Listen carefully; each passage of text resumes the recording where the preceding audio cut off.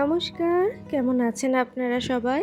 আশা করছি আপনারা সকলে খুব ভালো আছেন এবং সুস্থ আছেন। আজকে একটা বিশেষ দিন। গতকাল প্রচণ্ড বৃষ্টি হয়েছিল, তবুও এই শত শত মানুষ কিন্তু চলে গিয়েছিলেন ত্রিবেণী। সেখান থেকে জল নিয়ে আজকেই দেখুন এখন ফিরছেন। এখন বাজে সকাল ওই 10টা মতন। এখন প্রত্যেক জলযাত্রী কাঁধে বাঁক নিয়ে ফিরছেন। এখানে আছে একদম ছোট বাচ্চা থেকে একদম বৃদ্ধ বৃদ্ধা সকলেই, প্রত্যেকেই ভগবানের জন্য ওই একটু পুণ্য লাভের আশায় নিজের মনের শান্তির জন্য চলে গেছিলেন এই বাঁকে করে জল আনতে। সত্যি এগুলো দেখেও যেন মনে অনেকটা শান্তি হয়। মনে হয় আমরা কোনোদিন জীবনে পারি বা না পারি, এটুকু দেখেই যেন আমাদেরও জীবনে পুণ্য অর্জন হোক। কতটা কঠিন পরিশ্রমের পরে এই মানুষগুলো কিন্তু ফিরে এসেছেন। সারাটা রাস্তা হেঁটে হেঁটে এই তীব্র রোদ্দুরের মধ্যেও ওনারা কেবলমাত্র ভগবানকে স্মরণ করেই কিন্তু এতটা কঠিন কাজও কিন্তু সম্ভব করে তুলেছেন। প্রায় 750 থেকে 800 জন মতন পুণ্যার্থী এই জলযাত্রায় যোগদান করেছেন। আর এটা যেহেতু দেবীপুরের মেইন রোড, তার জন্য কিন্তু অনেক দাদারাই ছিলেন, ওনাদের সঠিকভাবে রাস্তায় যাতায়াতের জন্য ব্যবস্থা করে দিচ্ছিলেন। মানে এক ধার থেকে তো গাড়ি ঘোড়া যাচ্ছিল, আর একটা দিক পুরো ওনাদের ছেড়ে দেওয়া হয়েছিল, কারণ অত ভারী ভারী বাঁক নিয়ে কাঁধের মধ্যে রেখে সম্ভব নয় ওইভাবে দাঁড়িয়ে থাকা। দেখুন অনেক কষ্টও কিন্তু এই দাদারাও করেছিলেন। তো আমিও চলে গেছিলাম এবং আমার সৌভাগ্যক্রমে আমিও কিন্তু এই জলযাত্রীদের দেখতে পেয়েছিলাম। আজকে মায়ের পুজো উপলক্ষে যে যার মতন করে আনন্দ করছেন প্রত্যেকে, কেউ কারোর জীবনে কোনো রকম বিঘ্ন না ঘটিয়ে নিজেরা নিজেদের মতন আনন্দ করছেন।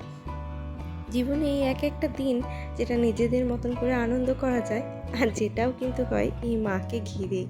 দেখুন কেউ হয়তো নাচ করছে, কেউ কাঁধে করে বাঁক নিয়ে আসছে, আবার কেউ বাজনার তালে তালে নিজেদের মাতিয়ে তুলেছেন। দেখেও যেন এক তীব্র শান্তি অনুভব করছি।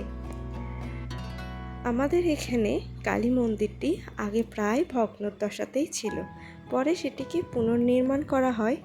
এই বছরটা 4 বছর, আর এই 4 বছরের বার্ষিকী পূজাতে এই সমস্ত আয়োজন করা হয়েছিল।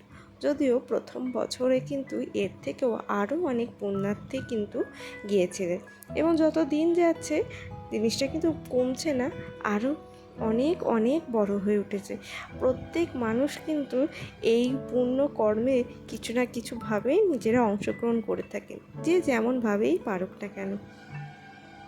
এদিকে রাস্তাতে ছিল প্রচণ্ড ভিড়। তারপরে তো চলে গেছিলাম আমরা মায়ের মন্দিরে। এই দেখুন মন্দিরটি আগে ছিল একদমই ভগ্নদশায়, আর এখন মন্দিরটি পুনর্নির্মাণের পর এত সুন্দর দেখতে লাগে। আর একদম রাস্তার উপরে মন্দিরটি। আমার যাতায়াতের পথে প্রতিদিন আমি মাকে প্রণাম করে, বাবাকে প্রণাম করে তারপরেই কিন্তু যাই। জয় মা বারাসাত। এই হলেন আমাদের দেবীপুরের বারাসাত মা। জায়গাটি দেবীপুর কালীতলায়, একদম মেন রোডের ধারে।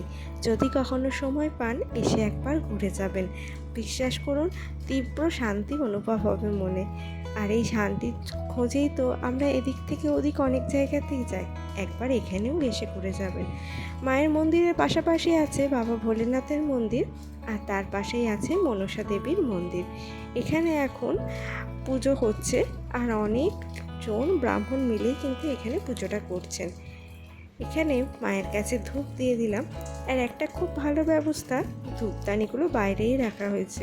মন্দিরের ভিতরে এইসব ধূপ টুপ না রাখলে খুবই কিন্তু অসুবিধা হয়, আর সর্বোপরি একটা বিপদও কিন্তু হয়ে যেতে পারে। ওই দেখুন ওই যে দূরে কাটাকাটি চলছে, এটি হবে আগামীকাল মায়ের ভোগ খাওয়ানো। তার জন্যই বিকেল থেকেই কাটাকাটি শুরু করে দেওয়া হয়েছে। আর ওইদিকে আছে একটা বড় পুকুর, সেখান থেকেই সমস্ত শাকপালা ধুয়ে আনা হচ্ছে। তাহলে চলুন এরপর যাই বাড়ির থেকে। আর আজকে আমার এই ব্লগটি আপনাদের কেমন লাগলো সেটা কিন্তু জানাতে ভুলবেন না। আপনাদের সকলের আমন্ত্রণ রইল দেবীপুরের মা কালীর কাছে ভোগ খেতে আসার। আজকের মতন টাটা।